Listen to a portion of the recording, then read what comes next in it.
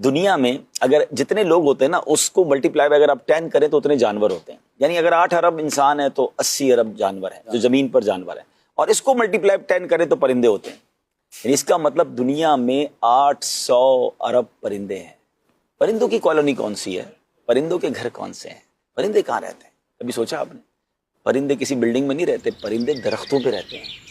اور آپ سوچیں 800 ارب پرندوں کا گھر درخت ہے, یہ کالونی ہے ان کی, جتنے درخت ہوں گے. اچھا اس میں تھوڑا سا اگر آپ غور کریں, جب ہم چھوٹے تھے, جو 40s میں ہے نا, جن کی عمر 40s کے یا اس کے اوپر ہے, ہم جب چھوٹے تھے ہمارے گھر کے باہر کبھی کوئل آ کے بیٹھتی تھی, ہم نے تتلیاں دیکھی ہیں, ہم نے بڑے انجوائے کی ہیں پھولوں کو دیکھتے ہوئے, تتلیوں کو. اچھا ہمارے گھر کے باہر کبھی کبوتر آ کے بیٹھتے تھے, کبھی پرندوں کی آوازیں صبح صبح آتی تھی. اسکول جاتے تھے تو درختوں سے ایک بڑی خوبصورت آوازیں آتی تھی. کچھ پرندوں کی تو آوازیں بڑی یونیک ہوتی تھی.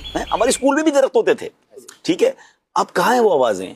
اب کہاں ہیں وہ پرندے؟ اب تو آپ کے بچوں سے تتلیاں, ان کو بٹرفلائی باغ میں جانا پڑتا ہے. تو کوئل کی آواز شادر و نادر. ہاں, یعنی اب بچوں کو شاید بٹرفلائی تصویر میں تو دیکھی ہوگی, ہم نے تو اسکول میں اپنی کاپیوں میں, اور چلو جو غلط کیا صحیح کیا, لیکن ہم کاپیوں میں بھی سنبھال کے رکھتے تھے اور تتلیوں کو پکڑتے بڑے شوق سے تھے. شہد کی مکھیاں, یہ سب کہاں گئے؟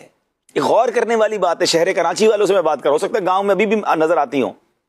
جو بڑے بڑے شہر ہم نے کانکریٹ کے جنگل بنا دیے نا, ہم نے صرف بلڈنگیں بنائی, ہم نے روڈیں بنائی, درخت کاٹتے گئے. اچھا دنیا کے کئی پرندے ایسے ہیں جو ہم نے پڑھا کہ وہ سینکڑوں ہزاروں کلومیٹر کا سفر کر کے مائگریٹ کرتے ہیں مختلف ملکوں میں.